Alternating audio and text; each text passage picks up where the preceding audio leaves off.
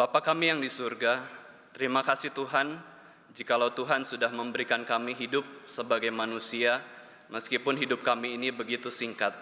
Hanya kurang lebih 70 tahun saja kami hidup di dunia, tapi kami bersyukur boleh menghabiskan waktu untuk bersama dengan Tuhan. Kami bersyukur boleh mengenal Tuhan.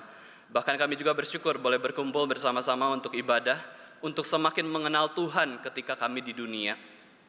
Terima kasih Tuhan untuk berkat-Mu, dan saat ini pun kami mau mendengarkan firman Tuhan. Kiranya Roh Kudus boleh bekerja di antara kami, sehingga kami mengerti firman Tuhan, sehingga kami sungguh-sungguh menikmati kebenaran firman Tuhan, dan kami juga bisa melakukan firman Tuhan di dalam kehidupan kami sehari-hari. Di dalam nama Tuhan Yesus Kristus, Tuhan dan Juru Selamat kami yang hidup, kami sudah berdoa dan mengucap syukur. Amin. Kita akan melanjutkan 1 Yohanes 2 ayat 1-6. Tema khotbah kita pada hari ini adalah berharap untuk mengenal Allah. Berharap untuk mengenal Allah. Nanti kita baca ayatnya, tapi boleh sambil dibuka terus, karena kita akan bahas 1 Yohanes 2 ayat 1-6 ayat demi ayat.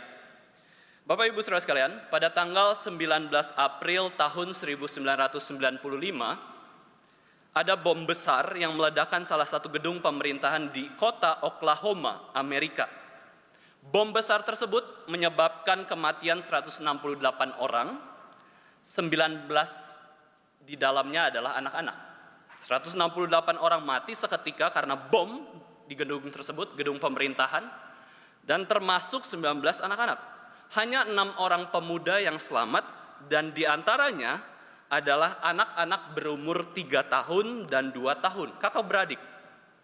Kakak beradik itu sedang disimpan di salah satu ruangan yang mengurus anak-anak, daycare. Seperti daycare, ada salah satu gedung di sana, dititipkanlah orang tuanya anak tersebut. Kemudian ketika ayah dan ibunya datang ke lokasi kejadian, wah, gedung ini sudah meledak, hancur lebur.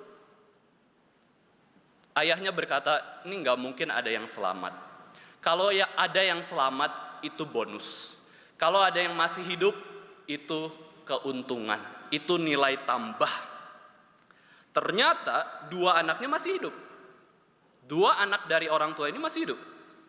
Ya, yang pertama, anak perempuannya bisa pulang ke rumah setelah 10 hari dirawat di rumah sakit. Ketika mengalami bom besar itu, anak kecil itu dibawa ke rumah sakit, 10 hari saja anak perempuannya bisa pulang ke rumah. Tetapi anak laki-lakinya pulang ke rumah setelah kurang lebih 40 hari di rumah sakit.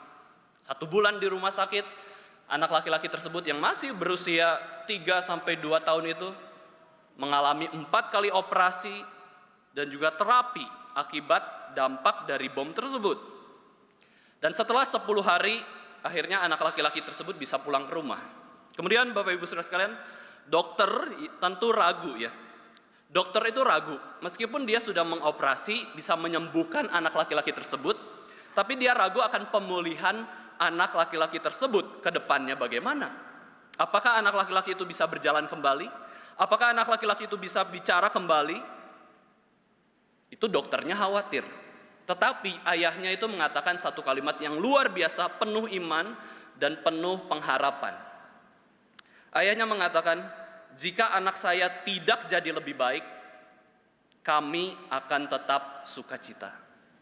Kalau anak saya semakin buruk ketika dia sudah dioperasi, kami tetap sukacita.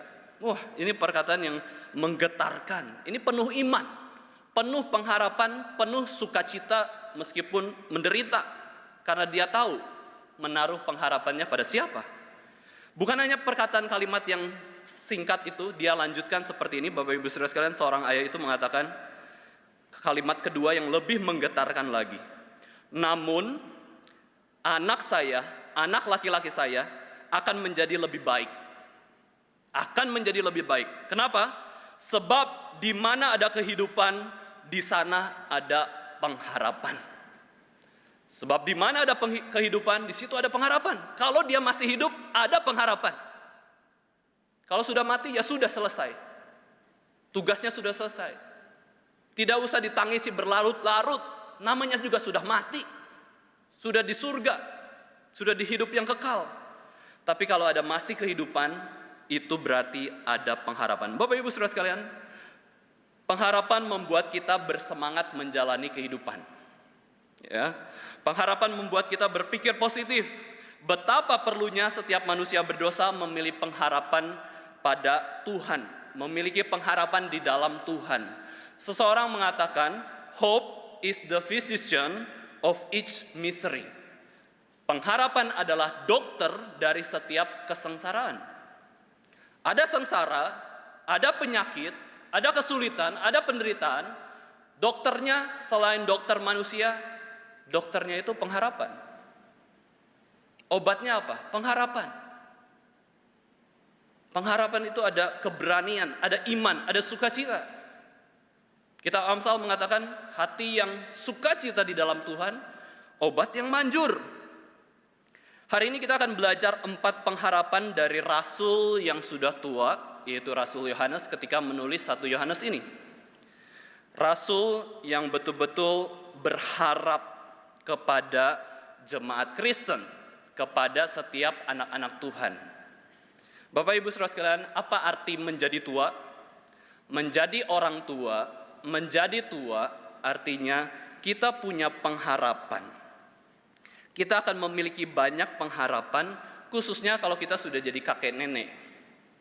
Kita harap anak saya baik-baik saja kalau punya keturunan. Tapi kalau nggak punya keturunan juga, kita harap orang yang masih hidup sebelum saya meninggal, saya harap mereka hidup takut akan Tuhan, hidup mengenal Tuhan, hidup lebih baik daripada saya sudah hidup. Karena waktunya sudah dekat dengan kematian. Bapak Ibu Saudara sekalian, semakin menjadi tua, pasti ada muncul pengharapan. Dan inilah yang terjadi di dalam diri Rasul Yohanes ini.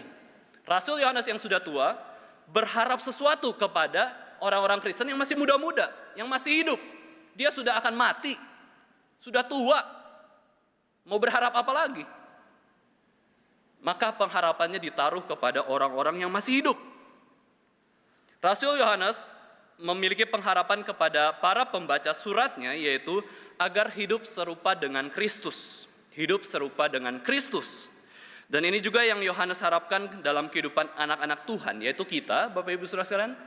Kita harus memiliki pengharapan sebagai orang Kristen. Saya menghabiskan waktu di dunia ini harusnya semakin serupa dengan Kristus. Bukan semakin serupa dengan idola kita. Bukan semakin serupa dengan orang lain. Bisa kita belajar dari mereka. Tapi kita tidak harus belajar dari setiap orang. Yang harus kita belajar dari kehidupan orang Kristen adalah kita harus serupa dengan Kristus Yesus. Kita bahas pengharapan yang pertama dari Rasul Yohanes, yaitu di ayat 1a. 1 Yohanes 2 ayat 1a. Saya akan bacakan untuk kita semua. Anak-anakku, hal-hal ini kutuliskan kepada kamu, pasal 1 sampai seluruh kitabnya, supaya kamu jangan berbuat dosa. Ini pengharapan Yohanes. Seperti seorang kakek tua yang menasihati cucu-cucunya, Yohanes mengatakan demikian, anak-anakku, cucu-cucuku, kamu jangan berbuat dosa. Harapan Yohanes adalah agar para pembacanya betul-betul mengalami pembebasan dari segala dosa. Jangan melakukan dosa. Itu demi kebaikan mereka sendiri. Harus betul-betul mengenal Tuhan. Harus berharap kepada Tuhan. Tuhan, saya berdoa kiranya hari ini saya tidak melakukan dosa. Saya berdoa melalui pengenalan akan Tuhan, saya bisa tidak berdosa. Rasul Yohanes mengatakan jangan berbuat dosa. Kita akan renungkan 2 maknanya. Apa sih arti dari jangan berbuat dosa? Ada 2 makna yang kita bisa renungkan. Pertama adalah kata dari dosa itu sendiri. Kita tahu bahasa Yunaninya adalah hamartia. Hamartia adalah bahasa Yunani dari dosa. Artinya apa? Artinya adalah tidak tepat sasaran. Miss the mark. Ada marknya ya. Ada tandanya. Kita miss, meleset. Hamartia. Dan Yohanes menggunakan kata ini 17 kali di dalam satu kitab, di dalam satu surat Yohanes ini. Yohanes memang ingin dan berharap agar anak-anak Tuhan jangan sampai tidak tepat sasaran. Ya, seperti yang Tuhan mau. Jadi ini adalah tuntutan Tuhan yang sangat-sangat tinggi. Jangan berbuat dosa berarti bukan hanya sekedar jangan berbuat dosa, tetapi belajar tahu sasaran Tuhan, tahu goal kita apa, tahu marknya Tuhan di mana. Ya, tandanya Tuhan itu di mana. Tuntutan yang begitu tinggi, harus tepat sasaran. Bukan saja menghindari perbuatan yang jelas-jelas berdosa, tapi perbuatan yang baik pun kita pilih.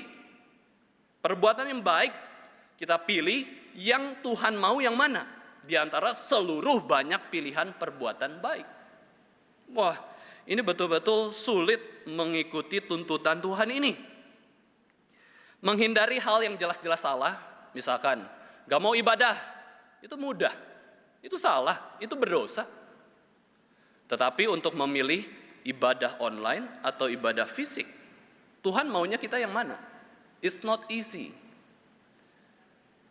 Untuk menghindari jangan tidak beribadah, itu mudah. Orang Kristen semua harus ibadah. Tapi untuk memilih saya harus ibadah di gereja mana, yang mana Tuhan mau, wah itu nggak mudah. Itu nggak mudah. Ya, memilih pergi ke gereja mana, ibadah fisik online atau fisik, saat teduh pakai bahan apa yang Tuhan mau, nggak mudah. Kita pilih bahan, kalau Tuhan katakan, sebenarnya kamu tuh salah, tidak tepat sasaran, kita berdosa. Bayangin, saat teduh bisa menjadi dosa, doa bisa menjadi dosa, ibadah kita bisa jadi dosa. Tuntutan Allah itu perfect. Tuntutan Allah itu tepat sasaran, sempurna. Bapak Ibu Saudara sekalian, Tuhan menginginkan kita tepat sasaran. Seperti pemanah, menarik panahnya, kemudian melemparkan panahnya ke tanda lingkaran merah itu. Kalau panah kita menusuk di sebelah garis merah, tetap dosa, tetap gagal. Harus tepat sasaran. Wah, luar biasa sulit ya. Sulit sekali untuk taat perintah Tuhan. Hamartia. Itu berarti Bapak Ibu Saudara sekalian, sudah pelayanan tapi tidak tepat sasaran, Tuhan itu juga bisa dosa. Sudah ibadah tapi tidak sesuai yang Tuhan mau, berdosa juga. Sudah menginjili, mengabarkan kabar baik tapi tidak tepat sasaran, berdosa juga. Sudah berpikir, beremosi, berkehendak, bergumul tapi tidak tepat sasaran yang Tuhan mau, salah juga. Betapa kita itu hopeless. Bagaimana kita mau taat sama Tuhan? Kita sering tidak tepat sasaran Tuhan. Ya, dosa, berbuat baik, salah sasaran, dosa juga. Wah, tuntutan Allah begitu besar dalam kehidupan kita. Kalau kita mau hitung-hitung dosa kita berdasarkan konsep hamartia, setiap hari pasti kita berdosa. Setiap hari kita pasti tidak tepat sasaran. Setiap hari kita bisa kecewakan Tuhan. Wah, begitu banyak dosa kita Bapak Ibu Saudara sekalian. Maka itu kita butuh belas kasihan Tuhan. Ya, kita butuh belas kasihan Tuhan. Bukan berarti saya katakan ibadah itu percuma, berdoa itu percuma, berbuat baik itu percuma, tidak percuma. Tetapi ada kualitas yang Tuhan nilai. Apakah tepat sasaran atau tidak? Ya, dosa kita begitu banyak, maka butuh pertolongan Roh Kudus supaya kita bisa taat Tuhan. Semakin orang peka terhadap dosa, maka hidupnya akan semakin bergantung pada Allah senantiasa. Kalau kita semakin peka berdosa, Bapak Ibu sekalian, kita peka terhadap dosa, kita itu tahu, oh ini Tuhan gak mau. Itu namanya mengenal orang kan ya. Suami istri sudah tahu, tanpa perlu ngomong, kedip mata, mengenyitkan mata, sudah tahu ya, maksudnya apa dari pasangannya. Itu namanya mengenal. Ketika Yohanes menuliskan hal ini, seolah-olah Yohanes mendekati orang berdosa, Bapak Ibu Saudara sekalian, mengatakan kepada orang berdosa, jauhilah dosa. Anak-anakku, ya, cucu-cucuku, jauhilah dosa, jangan berdosa demi kebaikanmu sendiri. Makna kedua dari kalimat jangan berbuat dosa adalah, yaitu kita sebagai orang-orang Kristen, anak-anak Tuhan, perlu melakukan pekerjaan Injil. Maksudnya apa ya? Jangan berdosa berarti kita mengabarkan Injil atau melakukan pekerjaan Injil. Apa maksudnya? Maksudnya adalah supaya dosa itu berhenti, ya perlu Injil. Supaya kita bisa taat kepada Kristus, kita perlu Injil. Tanpa Injil nggak bisa melayani Kristus. Tanpa Injil kita tidak bisa tepat sasaran yang Tuhan mau. Maka perlu Injil, perlu kerjakan Injil, perlu mengabarkan Injil. Kenapa? Karena Injil membuat orang dalam kegelapan menuju terang. Dalam perbuatan dosa, terjebak dalam dosa menuju perbuatan baik. Itu Injil. Maka dari itu jangan berbuat dosa, berarti apa? Kabarkan Injil. Hidup dalam Injil Tuhan, kabar baik.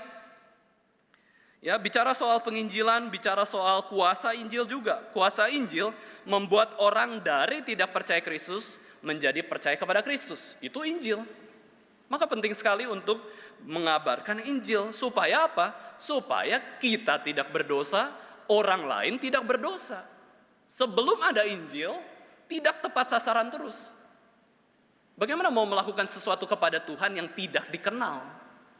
Bagaimana kita mau melakukan sesuatu kepada seseorang yang tidak tahu namanya, tidak kita kenal? Sulit. Apalagi menyembah kepada orang yang tidak kita kenal, nggak bisa. Maka Injil itu membuka jalan supaya kita bisa menyembah kepada Kristus, taat kepada Kristus. Jangan berdosa dengan cara apa? Mengabarkan kabar baik. Inilah harapan Yohanes. Yang pertama, tepat sasaran melakukan kehendak Allah. Dan yang kedua adalah memperluas kerajaan Injil. Sayangnya Bapak Ibu Saudara sekalian, di tengah-tengah hidup yang berdosa ini, banyak orang yang tidak mau melakukan pengharapan Yohanes ini. Banyak orang melakukan dosa, ya mudah sekali berdosa, bahkan di tengah penderitaan pun makin menjadi berdosa.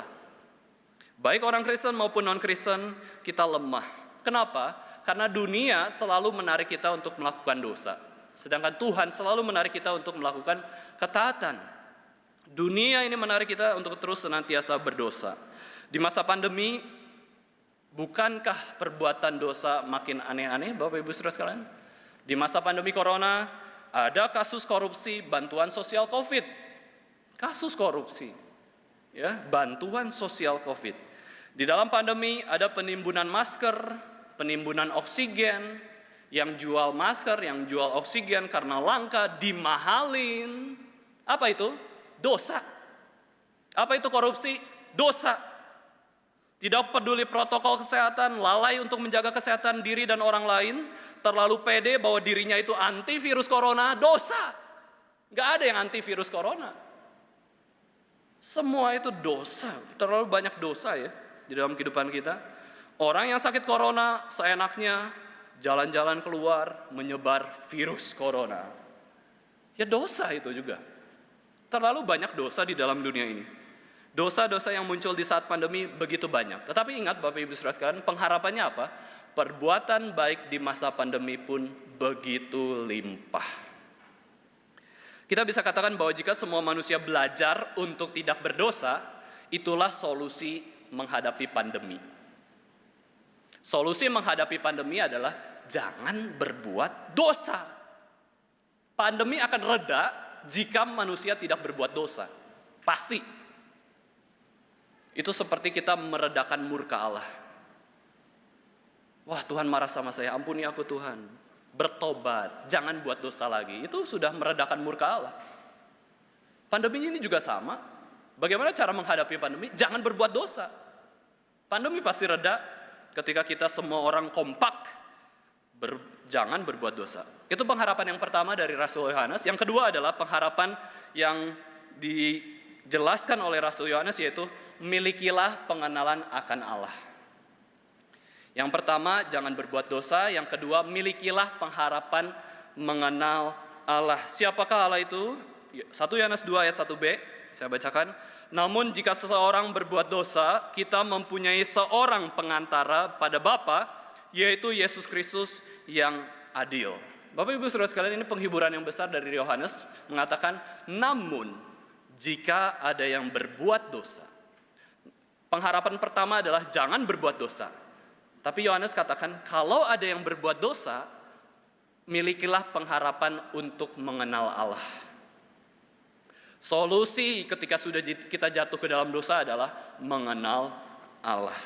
Yohanes sadar betul, mengenal Allah itu penting supaya kita tidak jatuh ke dalam dosa. Mengenal siapa? Pengantara.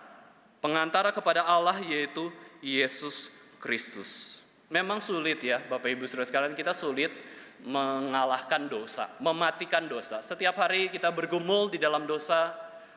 Bukan hanya kita, orang-orang di luar sana pun bergumul bagaimana kita bisa berdosa, melawan dosa, jatuh ke dalam dosa. Itu kita lawan, kita hadapi. Agustinus dari Hippo, seorang bapak gereja, dia dikatakan teolog yang ahli dengan pemahaman akan dosa.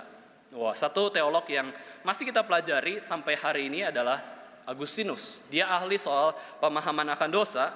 Dia katakan bentuk ultimat dari dosa itu apa?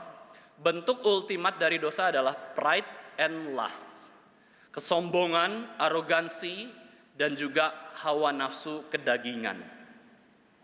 Bapak Ibu Saudara sekalian, dia akui dalam biografinya bahwa dosa yang paling buruk yang pernah dilakukan oleh Agustinus adalah sexual lust and world ambition. Nafsu seksual dan juga ambisi duniawi. Ini adalah dosa pria pada umumnya, Bapak Ibu Saudara sekalian. Sexual lust, nafsu, ambisi duniawi, nama, kebanggaan, kemasyuran, puji-puji saya S3, kalau ada S4, ya supaya dipuji orang. Kalau bisa S5, ya, apa arti SS itu? Nothing. Tuhan nggak ada gelar. Sombong ya. Kaya, kekayaan. Supaya apa? Supaya dikenal orang. Gelar, supaya dihormati orang. Itu omong kosong semua. Itu adalah world ambition. Pada masa mudanya, Bapak Ibu Saudara, Agustinus mengatakan, menjelaskan kehidupannya bahwa dia terlalu sering melukai hati ibunya. Dia terlalu sering melukai hati ibunya karena apa? Karena dia hidup bersama dengan seorang perempuan yang tidak pernah dinikahinya. Satu rumah. Sebelum akhirnya nanti dia akan menjadi pastor ya. Itu Agustinus, sexual lust. Kemudian Bapak Ibu Saudara sekalian, pada masa hidupnya juga dia suka cari reputasi yang begitu banyak, cari nama. Agustinus orang pintar, Bapak Ibu Saudara sekalian.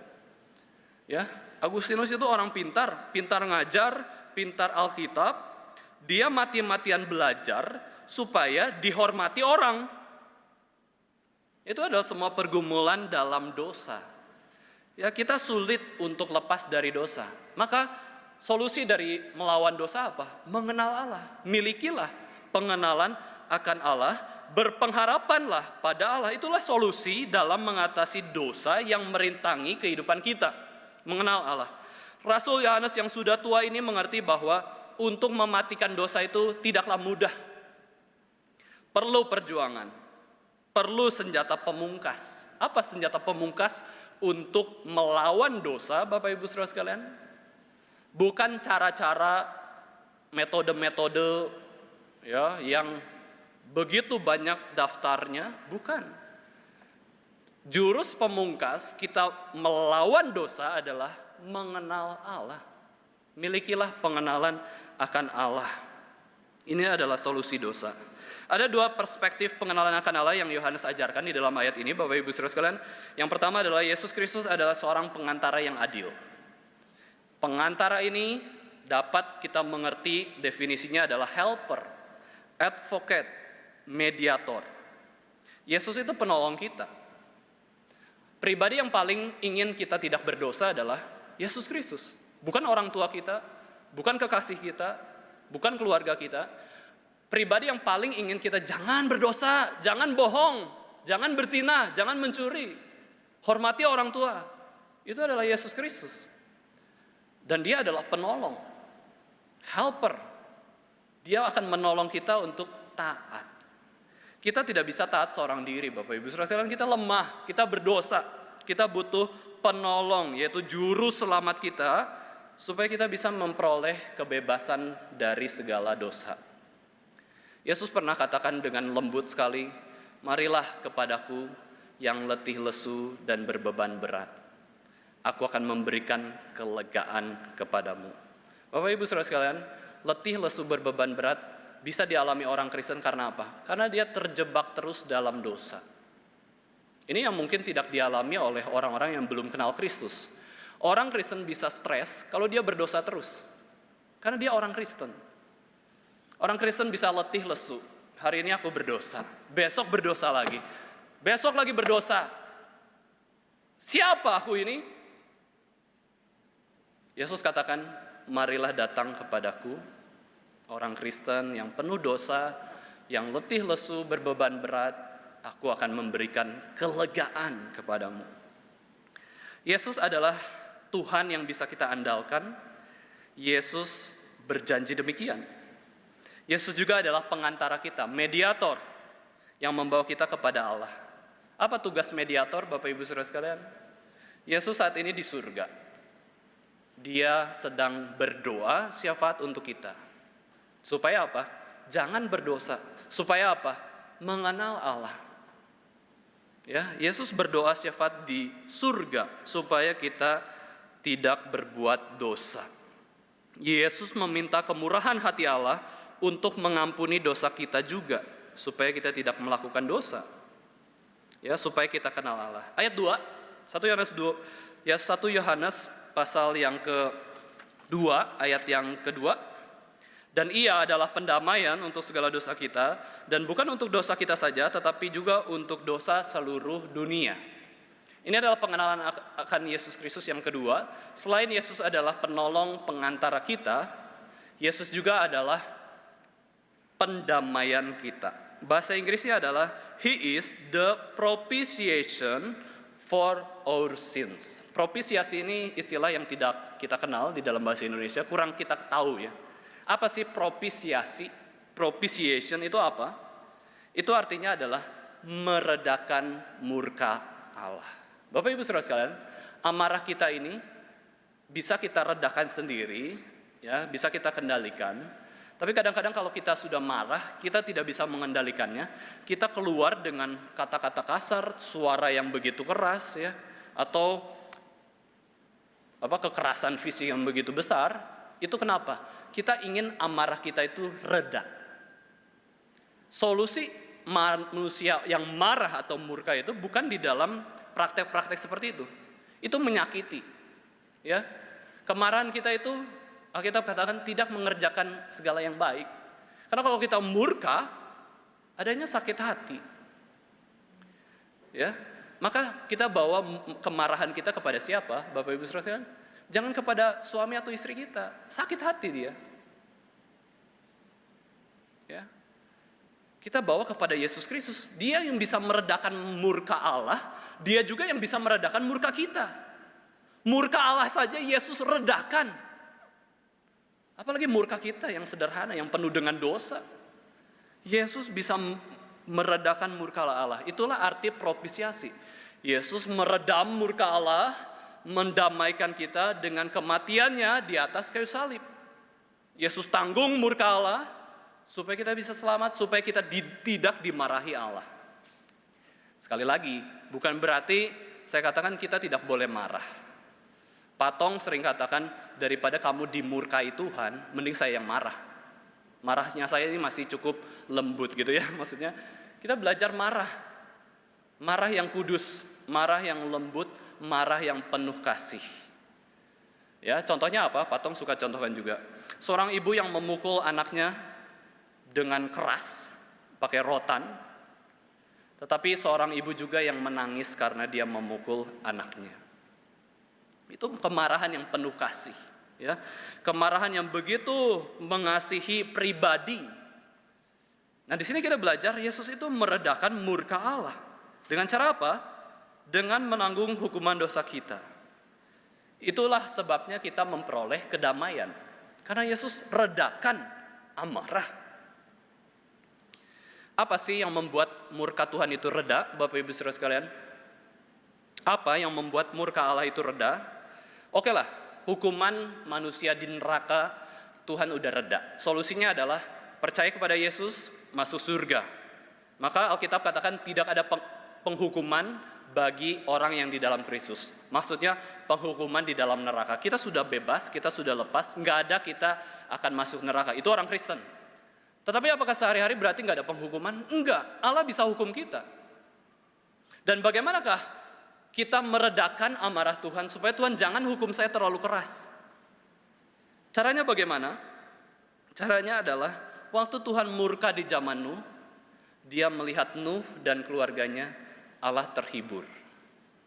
Tuhan selamatkan Nuh, tapi yang lain tidak diselamatkan, dimurkai Tuhan. Waktu Tuhan melihat manusia berdosa, dia lihat Henok yang bergaul dengan Allah.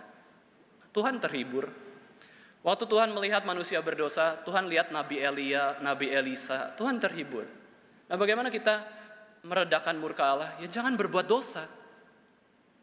Semakin kita berdosa, semakin Tuhan bisa marah kepada kita. Semakin Tuhan bisa menghukum kita. Caranya adalah kita taat kepada Tuhan. Jangan berbuat dosa. Ikut Yesus. Ya, ikut Yesus. Bagaimana juga kita meredakan amarah Tuhan ketika kita taat kepada Tuhan, karena itulah keinginan Tuhan. Ya. Belajar firman Tuhan, perbuatan baik itu keinginan Tuhan. Itulah yang bisa meredakan Tuhan, amarah Tuhan. Coba ya, waktu kita marah, Bapak Ibu Saudara sekalian, apa yang membuat kita reda? Apa yang membuat kita reda ketika kita marah? Wah, emosi. Kurang ajar. Apa yang membuat kita cooling down? Oh ya, nggak boleh. Ya sebenarnya, ya tadi sudah dijelaskan Yesus Kristus. Tapi ada hal yang membuat kita reda, yaitu apa? Ketika keinginan kita terjadi. Oh, orang di sekitar saya menuruti keinginan saya, reda. Meskipun belum tentu keinginan kita benar ya. Demikian juga Allah ketika dia murka, yang bisa meredakan murkanya itu adalah ketika kita mengabulkan keinginan Allah. Oh taat, oh ya bertobat, minta ampun. Alkitab katakan, Yohanes katakan, kalau kita melakukan dosa, minta ampun ke Tuhan lebih dulu. Jangan buru-buru minta ampun ke manusia, palsu itu. Kalau cepat-cepat minta ampun ke manusia ya, maaf ya, gampang ngomong maaf. Bisa ngomong maaf, orang munafik bisa ngomong maaf. Tapi yang gak bisa dilakukan orang munafik adalah ngomong maaf ke Tuhan. Gak mau dia. Maka dari itu ya, kita perlu mengenal Allah. Allah itu bisa murka. Ini pengharapan yang kedua yang dijelaskan oleh Rasul Yohanes, milikilah pengenalan akan Allah. Yang ketiga, pengharapan ketiga ada di ayat 3-5, 1 Yohanes 2 ayat 3-5. Ya. 1 Yohanes 2 ayat 3-5. Saya akan bacakan untuk kita semua. Dan inilah tandanya bahwa kita mengenal Allah, yaitu jikalau kita menuruti perintah-perintahnya. Barang siapa berkata, aku mengenal dia, tetapi ia tidak menuruti perintahnya, ia adalah seorang pendusta, dan di dalamnya tidak ada kebenaran. Tetapi barang siapa menuruti firman-Nya, di dalam orang itu sungguh sudah sempurna kasih Allah. Dengan itulah kita ketahui bahwa kita ada di dalam Dia. Pengharapan ketiga dari Rasul Yohanes adalah kita agar menyatakan tanda-tanda kita mengenal Allah. Katanya kamu kenal Allah, tandanya mana? Ya, katanya kamu pohon yang baik, buahnya mana? Yohanes sangat berharap agar orang-orang Kristen punya tanda-tanda mengenal Allah. Tanda-tanda mengenal Allah ini dapat kita sebut, ya, dapat kita sebut sebagai tanda-tanda kepenuhan Roh Kudus. Bapak Ibu Saudara sekalian, orang yang kepenuhan Roh Kudus, yang dipenuhi oleh Roh Kudus, ya, yang hidupnya kudus, itu adalah orang yang mengenal Allah. Ada Allah di dalamnya, dia kenal Allah. Orang yang mengalami kepenuhan Roh Kudus bukanlah orang yang tidak bisa mengendalikan tubuhnya. Orang yang dipenuhi Roh Kudus bukan orang yang tidak bisa mengendalikan mulutnya, tingkah lakunya, hatinya. Orang yang dipenuhi oleh Roh Kudus, dia sadar, kesadarannya 100%, ibarat saturasi 100%, Bapak Ibu Saudara sekalian. Kesadarannya full, dia dikuasai oleh Roh Kudus. Roh Kudus tidak ambil jiwa kita, tidak kontrol tubuh kita, tetapi Roh Kudus memenuhi hidup kita, sehingga kita sadar 100% apa yang saya omongkan, apa yang saya pikirkan, apa yang saya rasakan, apa yang saya kehendaki, saya lakukan untuk Tuhan. Itu dipenuhi Roh Kudus. Bukan jadi gak sadar. Gak sadar itu kerasukan, gak sadar itu. Tapi dipenuhi Roh Kudus itu 100% otak kita jalan untuk Tuhan. 100% hati kita jalan untuk Tuhan. Kehendak kita, seluruh hidup kita ngerti ini tuh untuk Tuhan. Itu tanda-tanda mengenal Allah. Tanda-tanda mengenal Allah berarti manusia itu beriman. Beriman. Iman tanpa perbuatan mati. Orang yang mengenal Allah bukan karena mengalami Allah. Orang yang mengenal Allah bukan karena tahu Allah. Bukan berpengetahuan tentang Allah. Orang yang mengenal Allah adalah hidupnya beriman. Hidupnya taat perintah Tuhan. Itu mengenal Allah. Tapi sayangnya orang menganggap orang yang kenal Allah itu karena dia mengalami Allah saja. Saya mengalami kesembuhan dari Allah. Oh, kamu kenal Allah ya? Saya tahu doktrin-doktrin yang begitu rumit. Predestinasi, problem of evil, ya, sovereignty of God. Itu pengetahuan, itu doktrin, tapi itu tidak membuktikan dia mengenal Allah. Orang Farisi jauh lebih pintar hukum Tauratnya daripada orang Yahudi, murid-murid Yesus. Kadang kita terjebak dalam dua ekstrim ini. Kita tahu orang ini kenal Allah, kalau dia ada pengalaman bersama Allah, sakit disembuhkan. Kalau bisa mati dibangkitkan. Wah, ini orang A mengenal Allah. Ya, wah, terlalu rendah, terlalu dangkal kalau kita mengenal orang dia kenal Tuhan karena mengalami Allah. Atau kita terlalu dangkal juga kalau kita mengatakan, oh, Vikaris Gary orangnya kenal Tuhan. Karena apa? Pinter pengetahuan tentang Allah. Tahu semua tentang Allah. Bisa jawab semua pertanyaan. Omong kosong. Orang yang mengenal Allah bukan sebatas pengetahuan tentang Allah. Orang yang mengenal Allah bukan sebatas pengalaman tentang Allah. Tetapi orang yang mengenal Allah adalah orang yang hidupnya beriman. Taat perintah Tuhan. Itu adalah orang yang mengenal Allah. Orang yang berbuah. Orang yang punya rasa 9. Buah Roh Kudus ada rasanya 9. Kasih, sukacita, damai sejahtera, kesabaran, kesetiaan, kebaikan, kemurahan, kelemah lembutan, penguasaan diri. Kalau orang lain gak rasa itu, kita bukan orang yang kenal Tuhan. Orang lain rasa apa? Asin, pedas gitu ya, ketemu kita, ih asin, ya, bikin darah tinggi. Ih pedas, bikin kita panas, ya. Atau pahit. Oh, ketemu kita jadi rasa pahit ya. Tapi orang yang kenal Allah adalah orang yang memiliki rasa buah Roh Kudus, ada 9. Tanda-tanda kenal Allah itu dipenuhi anugerah iman, membuat kita taat perintahnya.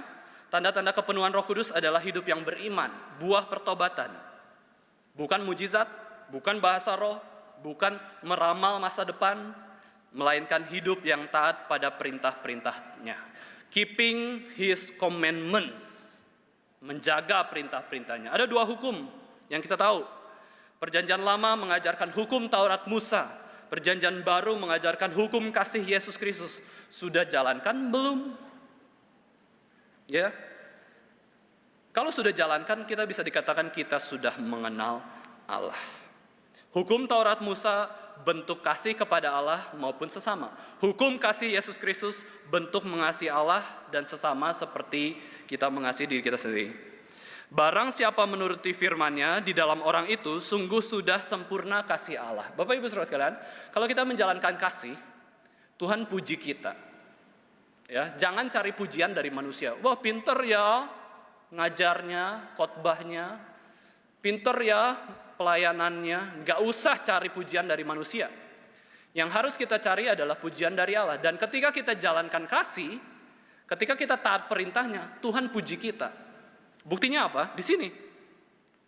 Ya, barang siapa menuruti firman-Nya, di dalam orang itu sungguh sudah sempurna kasih Allah. Wah, bayangkan.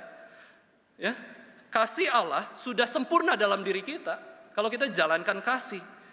Kasih Allah mencapai rancangannya yang paling sempurna ketika kita mengasihi Allah dengan segenap hati dan kita juga mengasihi sesama kita. Bila manusia menaati perintah-perintahnya, Allah senang. Maka dari itu, Bapak Ibu Saudara sekalian, bohong bila kita katakan diri kita kenal Tuhan, tapi nggak ada kasih. Ya, Bohong kalau kita katakan, saya orang Kristen, saya orang baik, saya percaya Yesus, tapi nggak ada kasih. Apalagi orang reform sering dikatakan kan, dikenal sebagai orang yang judgmental.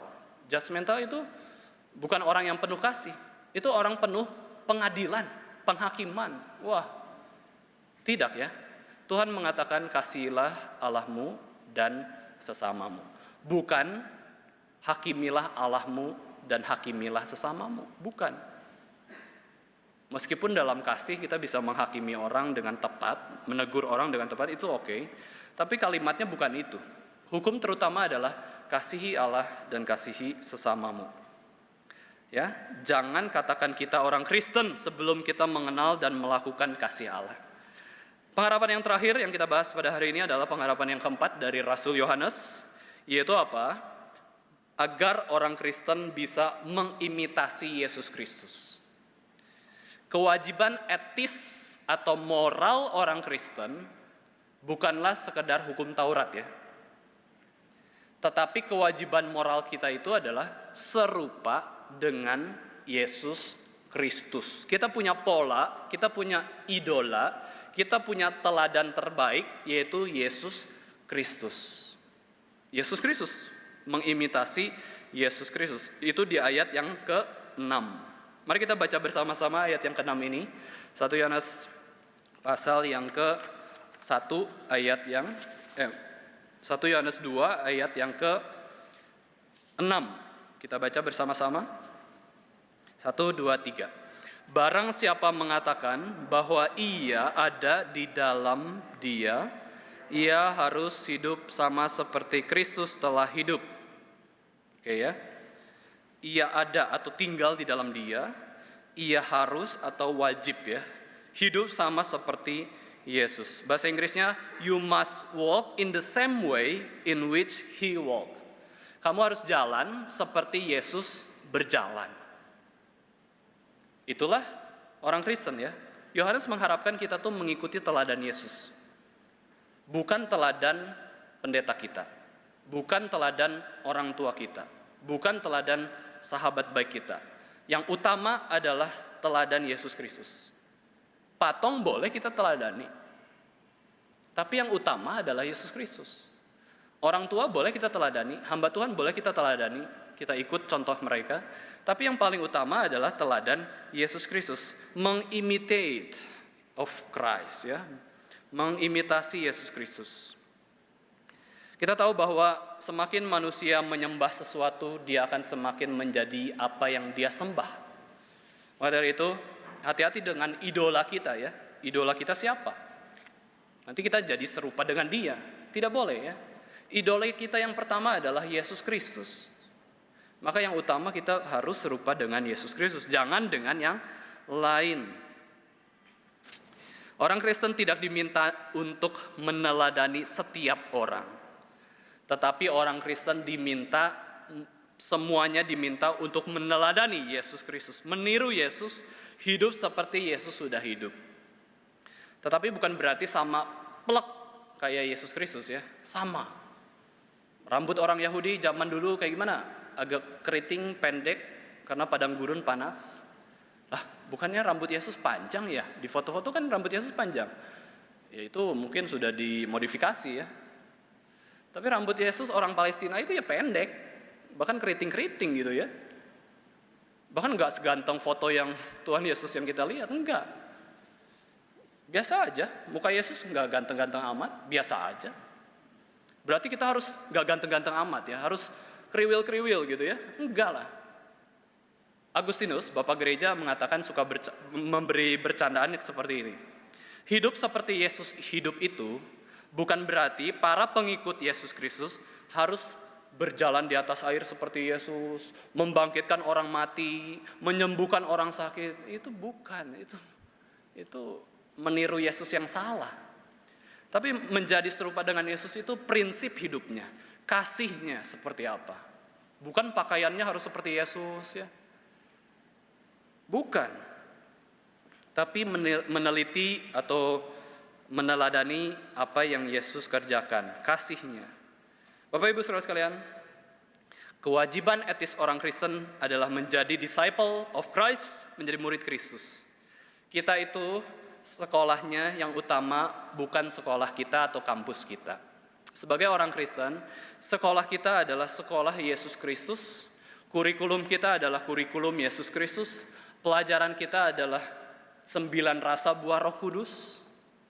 Ya, guru kita adalah Yesus Kristus, kelas kita adalah Yesus Kristus, praktikum kita adalah meneladani Yesus Kristus. Kepala sekolah dari sekolah kita adalah Yesus Kristus, penguji kita adalah Yesus Kristus, penghargaan kita adalah Yesus Kristus, wisuda kita adalah dari Yesus Kristus. Itulah menjadi disciple of Christ. Di mana kita bisa menjadi murid Kristus, Bapak Ibu Saudara sekalian? Yesus sudah menyatakannya. Gereja, inilah milikku. Siapakah kepala gereja? Yesus Kristus. Bagaimana mau menjadi murid Kristus? Bergabung di dalam gereja. Itu menjadi murid Kristus. Kepala gereja Yesus Kristus kok. Kita mau belajar ke tempat ibadah lain, ngapain? Gereja kita diibadahkan, didatangi, didukung. Itu artinya menjadi murid Kristus. Gereja yang Tuhan percayakan. Maka dari itu Bapak Ibu Saudara sekalian sangat penting memilih gereja. Ya, perlu gereja yang baik dan benar, perlu gereja di mana Kristus yang menjadi kepala. Itulah kenapa kita ada salib di atas kita, mengingatkan kita akan Yesus Kristus. Kepala gereja itu bukan pengkhotbah. Gembala kita itu yang utama bukan gembala, tapi gembala kita itu adalah Yesus Kristus. Maka itu penting sekali kita beribadah, melayani, tekun, bergabung, mendukung persembahan kepada gereja. Supaya apa? Supaya kita serupa dengan Kristus, kepala gereja.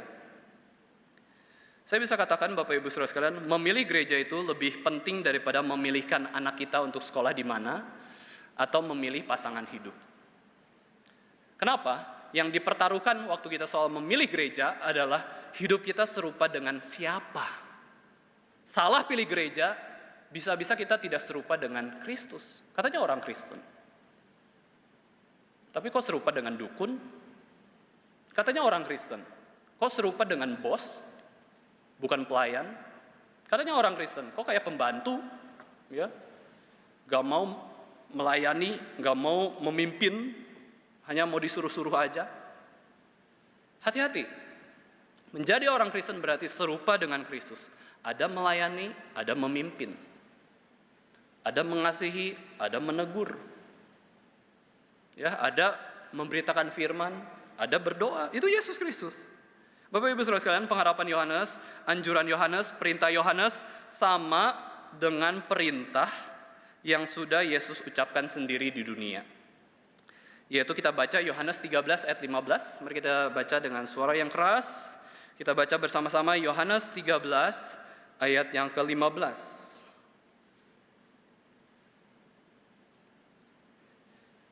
Sebagai gereja Tuhan, kita harus meneladani Yesus Kristus ya. Yohanes 13 ayat 15. Mari kita sama-sama baca bersama-sama.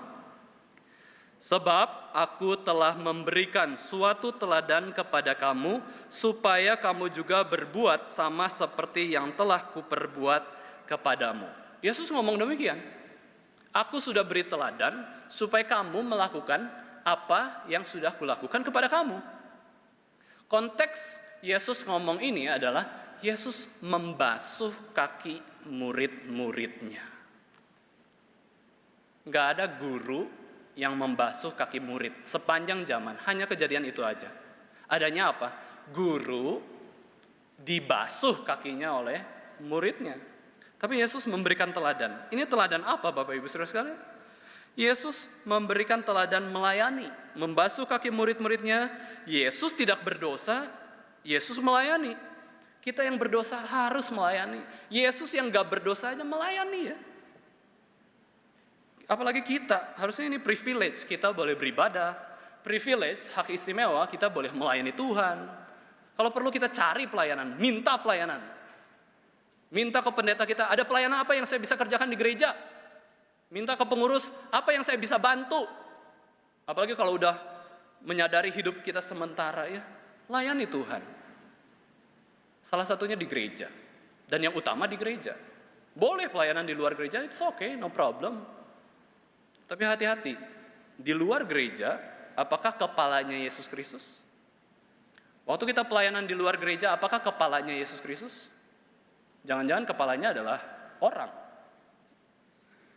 Ya, jadi kita bisa belajar 4 pengharapan dari Rasul tua, yaitu Rasul Yohanes ini. Pertama, jangan berbuat dosa. Kedua, milikilah pengenalan akan Allah. Nyatakan tanda-tanda seseorang yang mengenal Allah. Dan kita hidup agar serupa dengan Kristus. Itulah pengharapan Rasul Yohanes yang seharusnya menjadi pengharapan bagi kita semua pada hari ini. Salah satu yang kita bisa lakukan di masa pandemi, Bapak Ibu Saudara sekalian, adalah meneladani Yesus dalam pelayanan diakonia. Ya, pelayanan diakonia itu cukup krusial di masa pandemi, Bapak Ibu Saudara sekalian, selain pelayanan firman ya. Pelayanan firman itu relevan setiap zaman dan krusial di setiap zaman. Tapi pelayanan diakonia akan menjadi lebih signifikan ketika di masa pandemi. Nah, Bapak Ibu Saudara sekalian, apakah Yesus pernah pelayanan diakonia? Pernah. Yesus memberi makan 5.000 orang. Yesus menyembuhkan yang sakit. Yesus menghadiri perkabungan orang yang kedukaan. Yesus menghadiri orang yang menikah. Yesus pelayanan kasih. Kenapa kita tidak mengikuti Yesus Kristus dalam pelayanan diakonia ini? Sudahkah kita menjadi gereja yang berbagi atau membagi pengharapan dan kasih Tuhan? Saya tutup dengan satu kisah, Bapak Ibu Saudara sekalian. Saya tutup khotbah ini dengan satu kisah dari kota San Francisco di Amerika. Meskipun kita tahu kota San Francisco merupakan kota yang sangat liberal, ya, LGBT, homoseksual begitu limpah di sana, kehidupannya cukup gelap, sangat gelap bahkan, kota yang begitu bebas. Tetapi di sana pernah ada satu gereja yang bernama Glide Memorial United Methodist. Gereja tersebut punya 5.500 anggota jemaat. Dan gereja tersebut punya satu pelayanan, yaitu pelayanan kemanusiaan non-profit yang begitu komprehensif. Begitu komprehensif. Dia urus seluruh ribuan jemaatnya, mengurus satu pelayanan ini. Ya, mereka perkirakan pokoknya dalam 1 tahun lah kita coba pelayanan kemanusiaan, pelayanan diakonia ini. Budgetnya $4,3 juta tahun 1995. Jadi mereka punya budget. Oke, budget dalam 1 tahun kita melakukan pelayanan ini adalah sebesar $4,3 juta 1 tahun itu. Lalu apa yang dikerjakan mereka dalam 1 tahun, Bapak Ibu Saudara sekalian? Disebutkan bahwa ada 35 program penjangkauan yang melayani 3.500 pak makanan, ya, makanan per hari. Jadi 1 hari 3.500 loh. Ini maksudnya Yesus, kamu akan melakukan pekerjaan-pekerjaan yang lebih besar daripada aku. Yesus sekali waktu 5.000 orang makan. Ya, 1 hari. Tapi gereja ini 1 tahun. 1 harinya 3.500 kasih makanan ke orang. Gratis. Mengedukasi 226 anak-anak, kasih sekolah. Melatih 1.132 orang dewasa dalam teknologi komputer. Visitasi orang yang krisis, ya, tiap minggu kurang lebih 500 orang. Orang yang sedang kritis, yang sakit, ya.